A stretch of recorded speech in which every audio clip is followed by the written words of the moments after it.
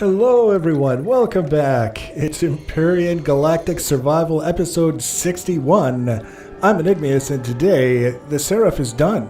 It's sitting there blowing up plumes of green smoke because we're on Masperon and it's ready to go. We've made a few changes to it since the last episode. Structurally, specifically, we've added more thrusters. We've got the side thrusters here. A total of 9 on each side. Seems to be okay. There's room to add more if I wanted to add more, but I'm going with 9 for now. I'm going to hop into the drone. We've got our reverse thrusters tucked away in here, which seems to be a good place for them. If the game changes to add a thrust damage rule, certain bits might get blown off. I'm not too worried about it. There's no such rule in place right now, so I just went with it, and this seemed like a good place to tuck those thrusters away. I've added 2 additional plasma cannons because we're allowed to have 4, and we had 2, so why not? We've got the 4 plasma cannons, 4 missile launchers, 4 mini turrets, or minigun turrets, and, of course, the artillery turret up here. All very useful, and the thing is, everything except for the artillery turret is just for the ship's own defense. It's basically, the guns are always on, anything gets close, gets splattered is the whole idea. So we've got plenty of firepower for that as far as I can tell. I haven't actually taken it up against any drones here on Masperon yet. I wouldn't be surprised if we encounter some on our way to where we're going, but for now that's good enough. We're doing all right, and in that regard, it's a big hover vessel. I mean, as hover vessels go, it's pretty big, and it was a lot of fun to build. I obviously painted it since the last episode. I retextured it to the very basic metal sheet kind of texture, and then I painted it. I think I counted a total of 4 different shades of blue. We have a sort of cobalt blue, a very vibrant blue here, and then a darker blue. And then over here we have a slightly darker blue. Then this is the cobalt here, and then this is the slightly darker blue, and then we have sort of this powder blue here. And then of course back here we've got more of the dark blue, same as the dark blue that we've got in this front vent section. And then the underbelly is basically all black. I just painted it black. So I mean, I kind of like the way it turned out. The original paint job, just to let you know, was this vibrant blue, very, very vibrant red, and a very vibrant yellow. It looked like a preschool art project got weaponized. It was, I kind of liked it in all of the wrong ways. But I managed to salvage the situation and come up with something that's going to work a little bit better for me. And lights. Exterior lights, interior lights, we've got everything that we really need. The one thing that I did not add to it yet, that I may later regret, is refrigerators, because I didn't add them. We've got oxygen if we needed oxygen. We've got all kinds of ammunition containers for the various different kinds of ammunition that we need for a ship that's got 4 different kinds of guns. We've got artillery and missiles, so we should be good to go in that regard. And now, for maybe one of the first times since I've started doing stuff in this game, I actually went and did a little bit of a pre-recording shakedown to make sure that things would work the way that I wanted them to. And you can see it turns all right. It's not very fast turning. We could remedy that situation with more RCS modules. We definitely have the power output to add more of pretty much whatever we wanted. I should point that out. But the one thing that I wanted to make sure this thing was capable of doing was pushing itself up a hill, and as you can see, it's doing a pretty good job of that, and also shooting things nearby. I mentioned it in previous episodes. If you're not aware, the way that hover engines work was changed so that it no longer tries to hold the vessel flat relative to the horizon sort of thing. It now follows the terrain. So if you have plenty of forward thrust, you can get across pretty much anything, which is a really good change. I really like that change, and it's nice to have a ship that actually goes where I want it to go without causing a big problem. And you can see it's shooting all over the damn place. I wonder if we can get a decent view. There we go, that's a little bit better. I can't really steer it when we go to this external kind of view. But you can see as it clears the terrain, it kind of gets a little bit of air, and then it comes down, and then it sort of corrects itself to whatever the terrain is doing. Not especially difficult to understand what's going on, but definitely I think a step up from the original sort of absolutely flat at all times kind of scenario.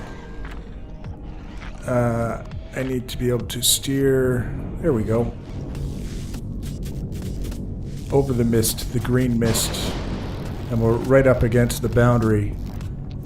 So we're going to bring it back the other way. We're really just looking for a base that we can shoot at with the artillery turret, so that we can see how effective that's going to be now for stripping turrets, now that we can zoom with it. That was kind of the one thing that I wanted with the artillery turret, was the ability to zoom on targets.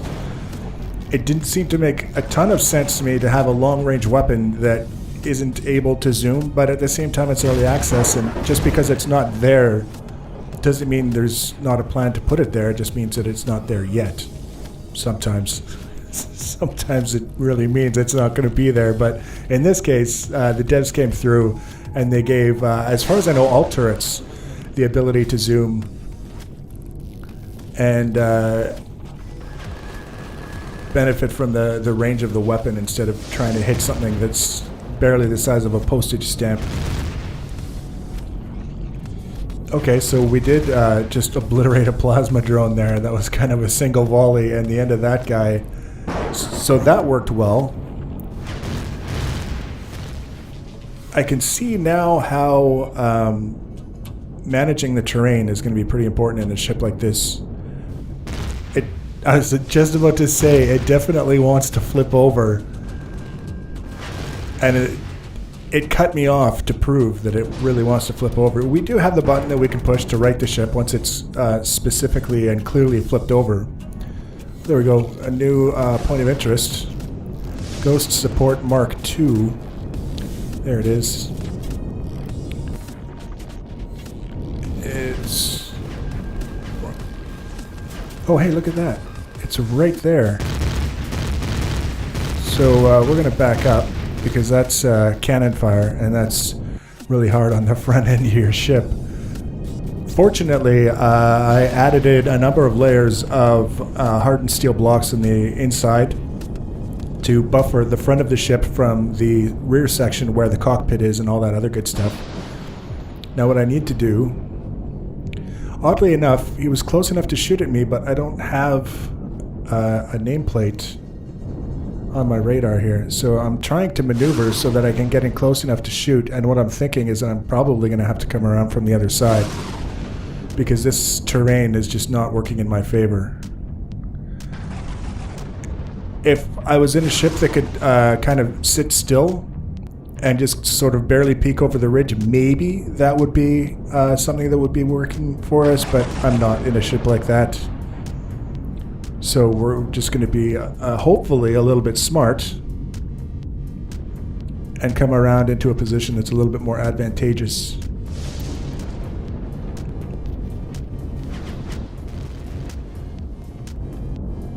So we've definitely got lots of passive firepower on this thing. There we go. Now, I can see it. And the question is, can he hit me? And I don't think he can, because I haven't seen him shoot yet. The poor indigenous creatures on this planet are just getting all the firepower directly in the face. So now we're going to go to this guy that's taken a little bit of damage, but we should be okay. Hopefully. Go to access. Turn that off, and we are kind of facing the wrong direction. And from here, oh, look at that. That's a very nice zoom. There's one turret. Could be the only turret that we can see from this point of view. Yeah, is that actually gonna... Oh, it did. It counted as a hit.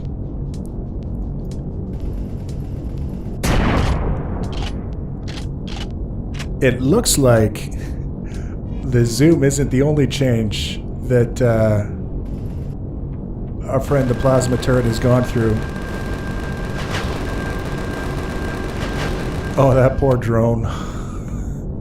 The missiles on the hover vessel now are homing, by the way. You just saw that kind of following the carcass of the drone. So 2 shots from the artillery cannon took out that turret. Artillery turret. So we're going to scoot over just a little bit, hopefully.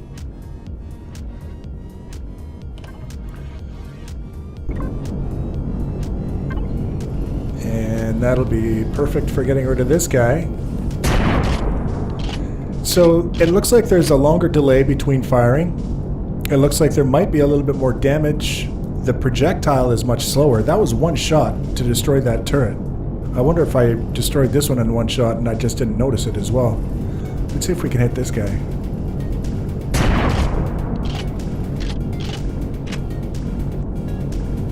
Oh, that was close.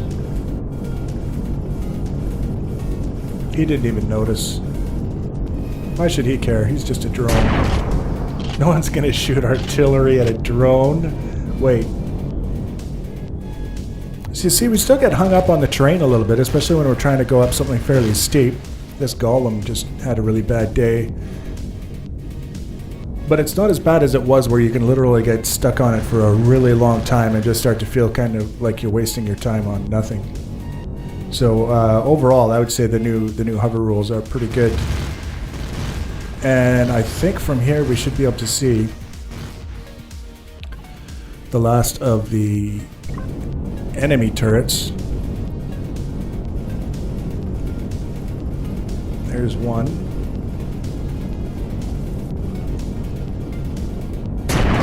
Let's see if this is a one-shot wonder. I think we may have gone a little bit too low. Nope, we got... I'm pretty sure we hit the turret and it survived.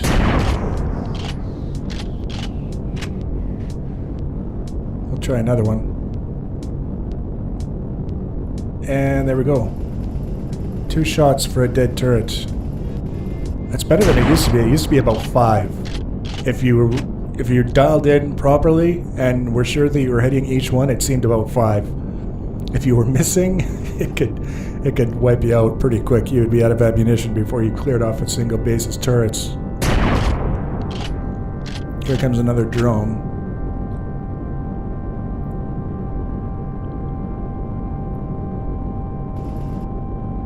Is that it for turrets? That looks like a turret over there.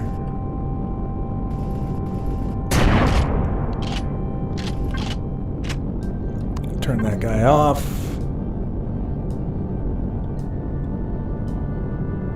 I think that was a turret, and I think we just got it.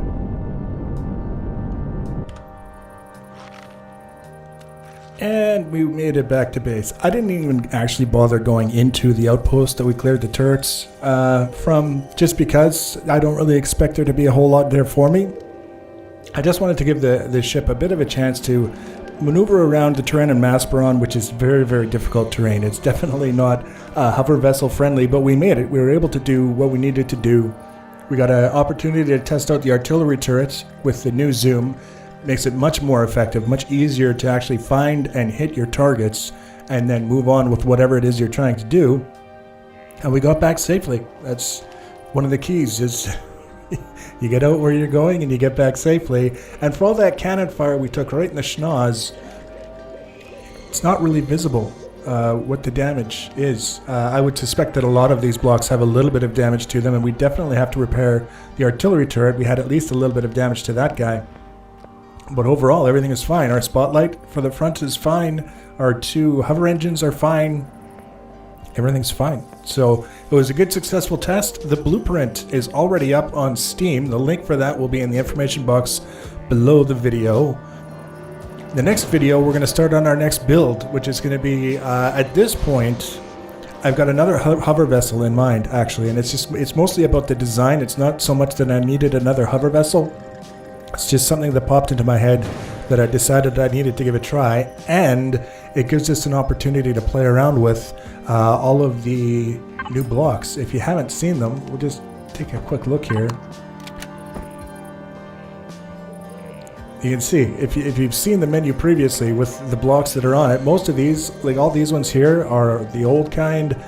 These ones here are old, but then we start getting into the cylinder ends, points and spheres and blunt points, and then we get into some of the other shapes for connecting cylinders together and all the other things that we can do with angles and such. And then these ones down here, pretty much the old style. We come down here, old, and then we get this one, which is new. This one I think is new. These ones, this one for sure is new. This one I'm not sure entirely. And then we get some of the ones that we can use with the 22.5 degree blocks that we didn't have before that would be nice.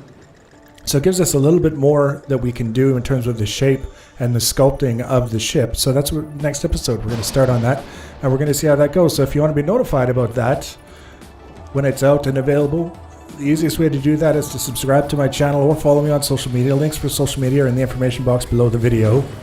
Feel free to leave your comments and feedback. Thanks for watching, guys, and take care.